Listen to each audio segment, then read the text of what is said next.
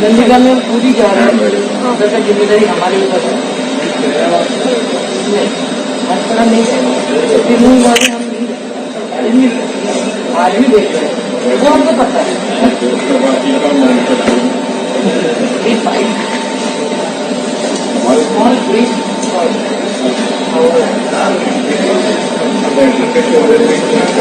Starting PM किसान निधि का साथ इधर का भी करते पहुंच गया कलकत्ते अभी।